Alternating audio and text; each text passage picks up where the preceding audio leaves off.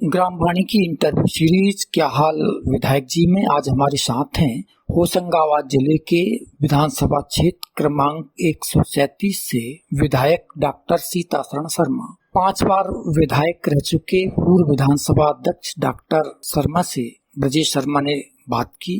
प्रस्तुत है उनसे हुई बातचीत के कुछ खास बिंदु। जी धन्यवाद। आपको राजनीति में काफी लंबा अरसा हो गया है। होशंगाबाद के आप अच्छे प्रतिनिधि रहे हैं, विधानसभा अध्यक्ष रहे हैं। आपने अपने क्षेत्र को पिछले कई वर्षों में क्या दिया भाई साहब, जो मील के पत्थर सिद्ध हुए हों? यह लंबा प्रश्न है जी, परंतु जैसे 3 सीएम राय जी, एक जिला स्तरीय और 2 खंड स्तरीय। जी, हमने बड़ा हॉस्पिटल एक नर्मदापुरम में दिया है और इटारसी में भी एक सर्व सुविधा हॉस्पिटल की नई बिल्डिंग बनाई है 6 करोड़ जी, चाइल्ड यूनिट बन रही है। और हमने दोनों कॉलेजेस में एमजीएम इटारसी और एनएमसी नर्मदापुरम में हमने कॉमर्स विंग अलग की है, उसकी अलग फैकल्टी बनाई। जी, जी, इसके अलावा हमने खिलाड़ियों को प्रोत्साहन देने के लिए जी, यहाँ श्रीमंत विजय राजे सिंधिया खेल प्रसाद जी, 7.5 करोड़ से निर्माण। जी, जी, तो दोनों ही शहरों में नर्मदापुरम में एस्ट्रोटर्फ लग गया है और स्टेडियम बना है छोटा और जी। इटारसी का एस्ट्रोटर्फ स्वीकृत हो गया है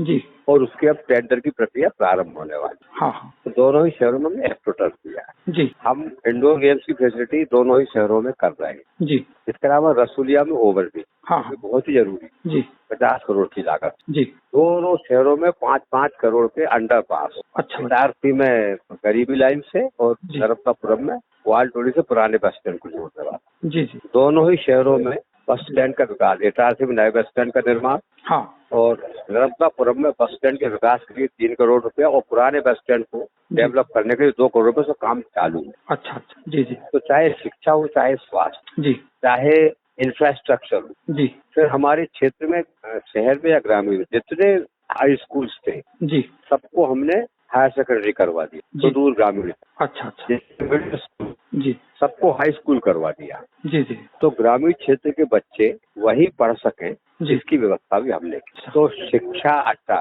फिर अभी 4 संजीवनी क्लिनिक इटारसी, 4 नर्मदापुरम, जी, 1 ग्रामीण क्षेत्र में निमसानी। जी, जी, 30 लाख की संजीवनी क्लिनिक है जो हाँ, मोहल्लों में बना रहे हैं अच्छा, अच्छा, और एक 3 करोड़ की निमसाड़िया में प्राइमरी हेल्थ सेंटर आ रहे हैं। अच्छा, अच्छा, जी, जी, तो हमने स्वास्थ्य जी, शहर ग्रामीण दोनों में, जी, जी, शिक्षा हाँ, शहर ग्रामीण दोनों, जी, जी, सारे गांवों को हमने सीमेंट सड़कों से जोड़ दी, बिल्कुल, बिल्कुल, जी, जी, मेन रोड से। जी, और हम खेत सड़क बना रहे हैं। अच्छा, जी, हमने 7 विद्युत सब स्टेशन बनाए, अच्छा, जो शहर में भी ग्रामीण में 2 अभी स्वीकृत और हो गए। जी, तो इंफ्रास्ट्रक्चर, बिजली, पानी, शहर नहरों की लाइनिंग हुई है। जी, नया ब्रिज एक और नया बनकर तैयार हो गया है, जी, थोड़े दिनों में प्रारंभ हो जाएगा। तवा ब्रिज का भूमि पूजन कर दिया है, 150 करोड़ के हैं दोनों। जी, ये 56 करोड़ का है, वो 150 करोड़ का है। अच्छा, अच्छा, तो सब मिलाकर के स्वास्थ्य, शिक्षा, जी, इंफ्रास्ट्रक्चर, जी, पार्क, जी, सारे डेवलपमेंट हमने की। जी, ये तो है भाई साहब। विकास सतत प्रक्रिया है और हाँ। विकास कार्यों की आप लंबी श्रृंखला बतला रहे हैं, तो आपको लगता है कि जनजीवन पर काफी सकारात्मक प्रभाव पड़ा है आपके इन कार्यों से? मैं ऐसा सोचता हूँ, हालांकि ये आकलन जनता करेगी जी, कि इनका, क्योंकि जनता की सुविधाएं हैं। अभी 3-3 करोड़ से दोनों शहरों में कायाकल्प के डामरीकरण हो रहे हैं। जी, तो जब जनता को सुविधाएं मिलती है तो स्वाभाविक है वो एप्रिशिएट कर। जी, जी, जी, जी। कहते हैं भाई साहब कि काम बोलता है। आप फिर से अगले 5 वर्षीय चुनाव में या उसमें चुनाव में आते हैं, तो आपका विजन क्या रहेगा अगले 5 वर्षों के लिए? देखिए क्या है, विकास जैसा आपने पूछा सतत प्रक्रिया जी, है ना। अब यहाँ हम टेक्निकल कॉलेजेस ला सकते हैं। हाँ, जैसे हमारे यहाँ एक इंडस्ट्रियल एरिया है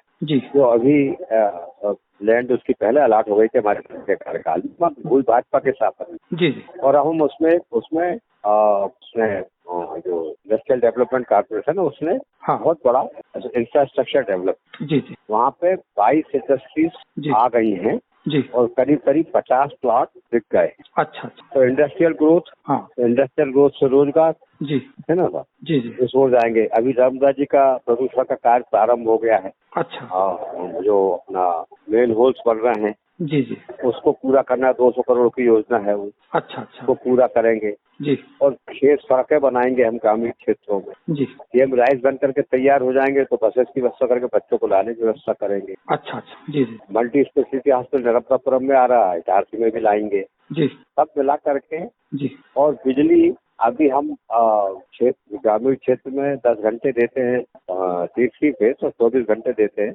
जी। Single phase.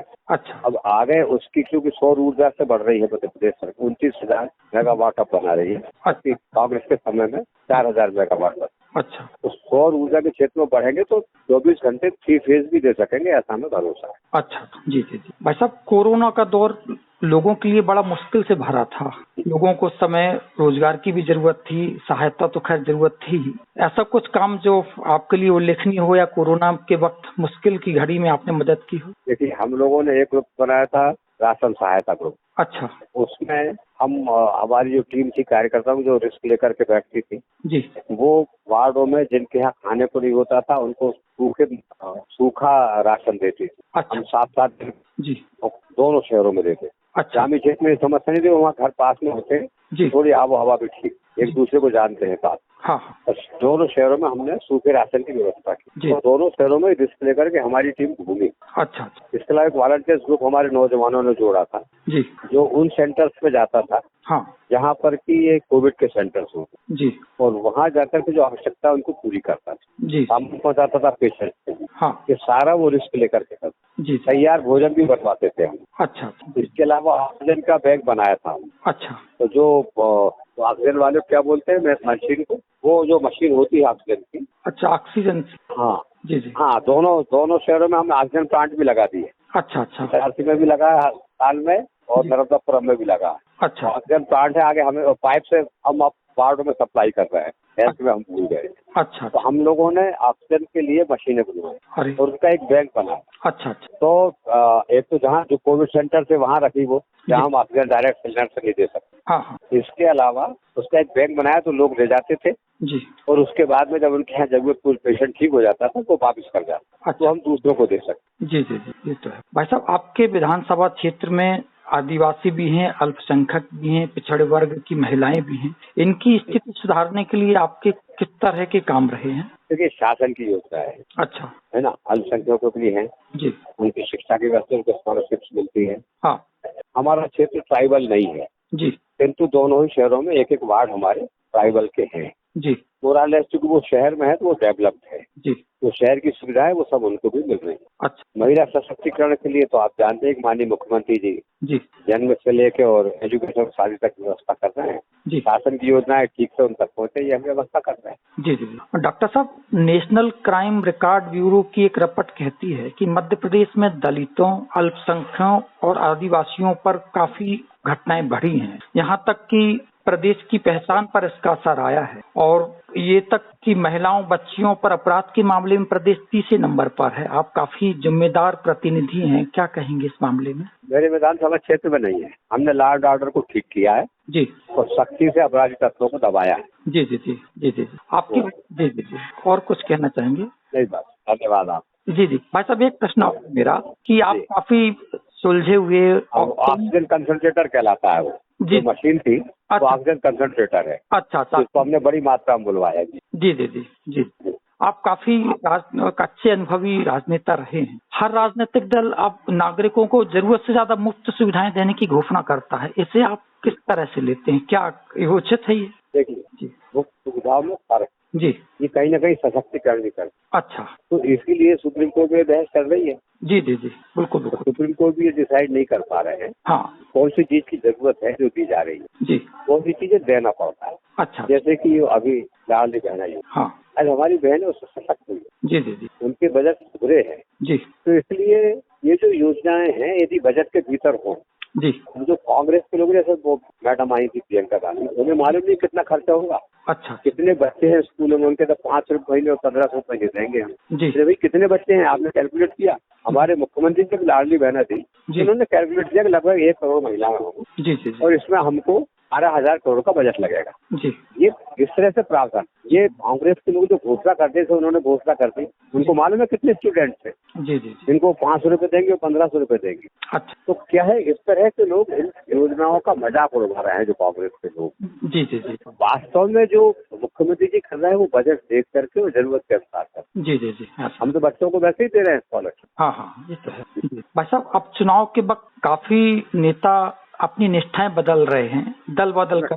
टाइम हो गया, आप अपना बहुत देर हो गई बात करते। आखिरी प्रश्न मेरा एक और रहेगा बस। निष्ठाएं बदल रहे हैं, दल बदल करते हैं, क्या कहेंगे? उचित नहीं है। जी जी बिल्कुल। आखिरी प्रश्न मेरा ये है कि इस बार आप भाजपा ने मध्य प्रदेश के चुनाव में 3 केंद्रीय मंत्री और 7 सांसदों को मैदान में उतारा है, ये इस पर क्या आपका विजन, मतलब क्या कहें? संगठन का निर्णय है जी, कोई बात की नहीं जा सकती। चलिए, ग्रामवाणी से बात करने के लिए बहुत बहुत धन्यवाद आपको जी। स्वागत आप।